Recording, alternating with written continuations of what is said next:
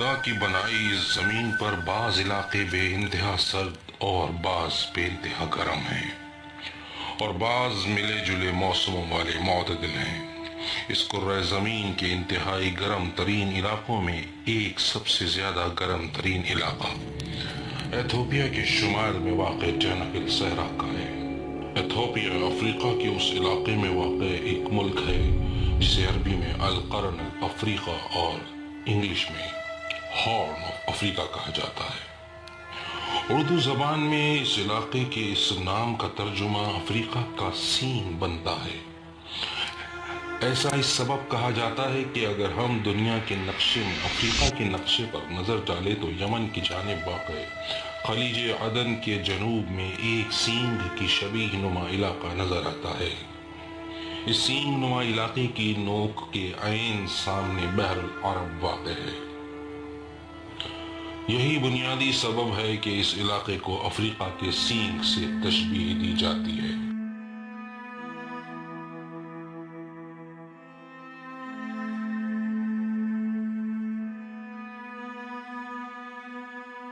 یہ علاقہ اپنی عجیب و غریب فطرت کے باعث ہمیشہ سیاحوں اور مختلف سائنسی علوم کے ماہرین کی نگاہوں کا مرکز بنا رہا ہے۔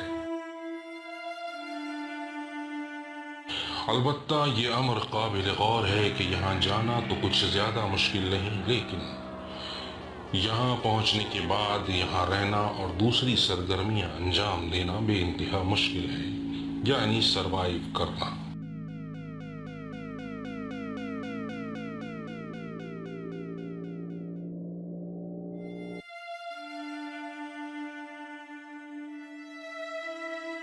البتہ وہ افراد یا ایسے سیاح جو جوخم بھری مہم جوئیاں انجام دینے میں مہارت اور شوق رکھتے ہیں، بالیقین یہ علاقہ ان کے لیے ایک بہترین مہم جوئی سے بھرپور تفریح ہو سکتا ہے۔ ایتھوپیا میں واقع اس صحرائی علاقے کا رقبہ 52,879 اسکوائر میل پر مشتمل ہے۔ آئیے جانتے ہیں کہ وہ کون سی وجوہات ہیں جو اس علاقے کو انتہائی خوفناک اور پرخطر بنانے میں مخصوص کردار ادا کرتی ہیں۔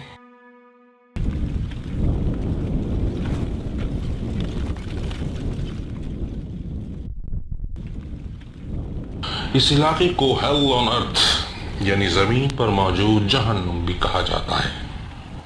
اس علاقے میں 62 کے قریب مختلف آتش فشاں اور ان سے بنی لاوے کی اچھلتی کودتی نہریں اور جھیلیں پائی جاتی ہیں، جو اس علاقے کی حدت اور گرمی میں اضافے کا بنیادی سبب ہیں۔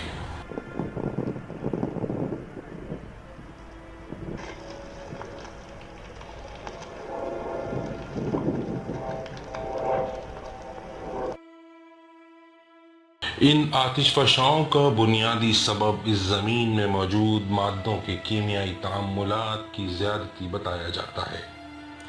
نیز ماہرین ارضیات کے مطابق کئی ملین سال قبل جب زمین میں موجود ٹیکٹونک پلیٹس نے حرکت کی اور افریقہ ایشیا سے جدا ہو گیا، یہ سلسلہ جب سے جاری ہے، اور اس زمین میں جاری مسلسل آتش فشاؤں اور لاوے سے ابلتی اور اچھلتی نہروں کا بنیادی راز بھی یہی ہے، کیونکہ یہ علاقہ اس مخصوص پٹی پر واقع ہے جہاں سے ان دونوں بر اعظموں کی جدائی کا آغاز ہوا تھا۔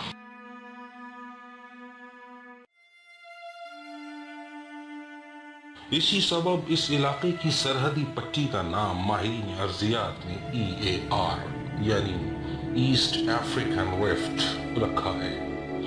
یہ بر اعظم افریقہ کے مشرق میں واقع دنیا کی ان ٹیکٹونک پلیٹس میں شامل ہے جو اب بھی فعال ہیں۔ ماہرین ارضیات کے مطابق ان دونوں بر اعظموں کی جدائی کا آغاز 22 تا 25 ملین سال قبل شروع ہوا، اور اس جدائی کا سفر تاحال جاری و ساری ہے۔ ماہرین کے مطابق مزید کئی ملین سال تک یہ سلسلہ جاری رہے گا، اور یہ دونوں بر اعظم ایک دوسرے سے مزید فاصلے بڑھاتے چلے جائیں گے۔ اس فعالیت کے سبب ان آتش فشاؤں کے مسلسل بننے اور پھٹنے کا سلسلہ آج تک جاری ہے۔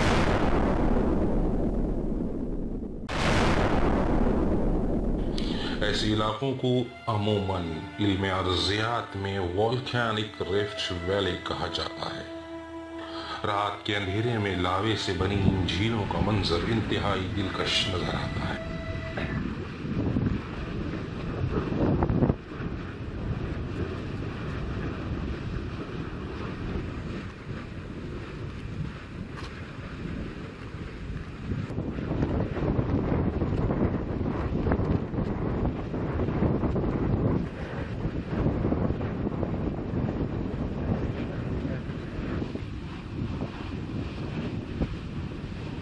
یہ منظر جہاں رات کے وقت بے انتہا حسین نظر آتا ہے، وہیں انتہائی خطرناک بھی ہے، کیونکہ یہاں رکنا اور یہاں کی گرمی برداشت کرنا ہر کسی کے بس کی بات نہیں۔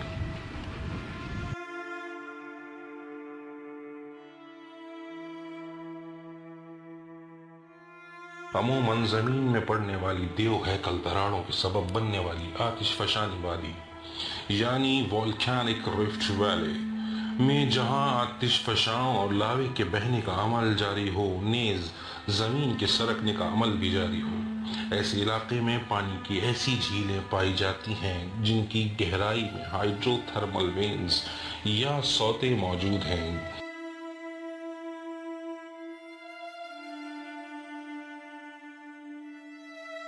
جن میں زیر زمین ہونے والے کیمیائی تعاملات کے سبب پانی کے اندر مختلف گیسوں اور مادوں کا اخراج جاری رہتا ہے، جس کے سبب جھیل کا پانی انتہائی گرم رہتا ہے جیسے کہ ابل رہا ہو، اور ساتھ ہی پانی سے دھوئیں کا غبار مسلسل اٹھتا رہتا ہے، اور پانی کی رنگت مسلسل تبدیل در تبدیل ہوتی رہتی ہے، جو کہ بظاہر دیکھنے میں خوبصورت بھی معلوم ہوتی ہے۔ اس رنگت کے تبدیل ہونے کا سبب بھی یہی گیسیں اور مادے ہیں جو ہائیڈرو تھرمل پروسیس کے تحت مسلسل زمین سے خارج ہوتے رہتے ہیں۔ اس طرح کی کافی جھیلیں بھی اس علاقے میں پائی جاتی ہیں۔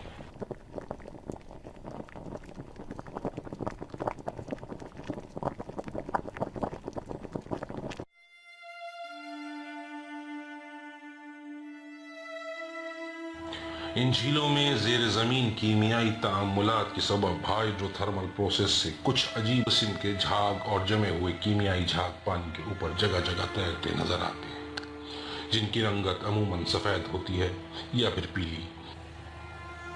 اس طرح کی گرم پانی کی جھیلیں یا نہریں زیادہ تر ان علاقوں میں پائی جاتی ہیں جن علاقوں میں زیر زمین میگما کی زیادتی پائی جاتی ہے، یا پھر عام طور پر ان علاقوں میں جہاں آتش فشاں بکثرت پائے جاتے ہیں۔ انہی ماحولیاتی تبدیلیوں اور عجیب و غریب تعاملات کے نتیجے میں یہاں کی زمین تا حد نگاہ اوبڑ کھابڑ اور غیر متوازن نظر آتی ہے۔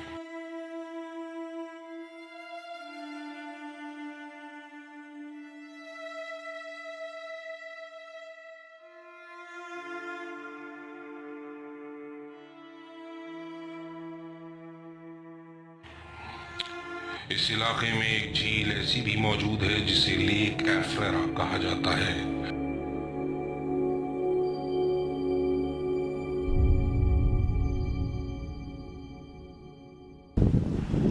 یہ جھیل دراصل ایک ہائپر سیلین لیک ہے۔ ہائپر سیلین لیک ایک ایسی جھیل کو کہا جاتا ہے جس میں پانی میں سوڈیم کلورائڈ اور دوسرے نمکیات کی مقدار زیادہ پائی جاتی ہے۔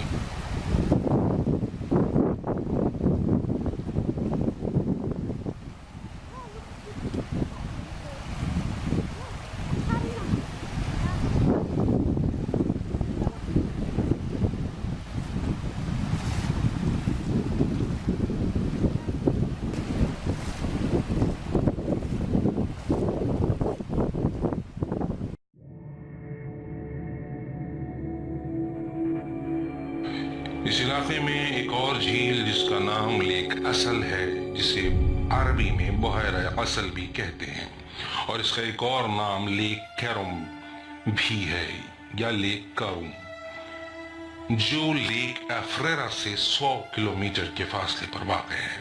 اس جھیل کا کچھ حصہ نمک سے بنی چمکیلی سطح پر مشتمل ہے، جبکہ کچھ حصہ انتہائی نمکین کھارے پانی پر مشتمل ہے۔ نیز اس کا نمک بھی افر قبائل کی تجارت کا اہم حصہ ہے۔ ان تمام کیمیائی تعاملات کے سبب مختلف قسم کے نمکیات جم کر اس علاقے میں جا بجا بکھر گئے ہیں، جس کے سبب یہاں سے نمک کی وافر مقدار میں تجارت مقامی خانہ بدوشوں کا ذریعہ معاش بن گئی ہے۔ اس علاقے کی آبادی، جس کا تناسب آٹے میں نمک کے برابر ہے، زیادہ تر افر قبائل کے خانہ بدوش افراد پر مشتمل ہے، جن کا ذریعہ معاش نمک کی کان کنی پر مشتمل ہے۔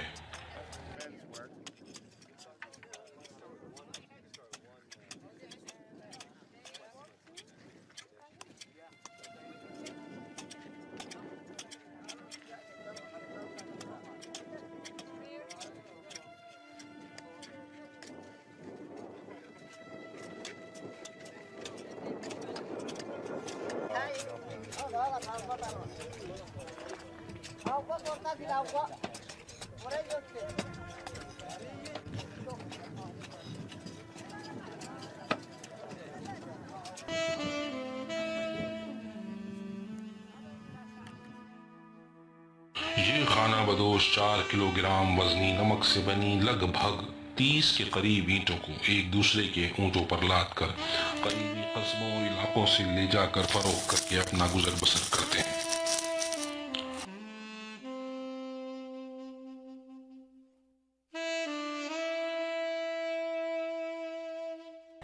ان کا سفر عموماً 2 دنوں کی مسافت پر مشتمل ہوتا ہے، نیز ان کے ساتھ کچھ اسلحہ بردار سپاہی ہمہ وقت ساتھ رہتے ہیں تاکہ ان کے مال اور اونٹوں کی حفاظت کو راہزنوں اور ڈاکوؤں سے یقینی بنایا جا سکے، کیونکہ دوران سفر راہزنی اور ڈکیتی کی وارداتیں اس علاقے میں معمول ہیں۔ یہ علاقہ جس پہاڑی سلسلے پر مشتمل ہے اسے افر ٹرائی اینگل کہا جاتا ہے۔ اگر اس افر ٹرائی اینگل کے نقشے پر غور کیا جائے تو ہم دیکھ سکتے ہیں کہ یہ ایک مثلث نما پہاڑی سلسلہ ہے۔ یہی وہ پہاڑی سلسلہ ہے جو کئی ملین سال قبل افریقہ کے ایشیا سے جدا ہونے کے سبب وجود میں آیا۔ اس پہاڑی سلسلے میں ایسی غاریں اور سرنگیں بھی موجود ہیں جن میں لاوا اپنی پوری حدت اور توانائی کے ساتھ مچل رہا ہے۔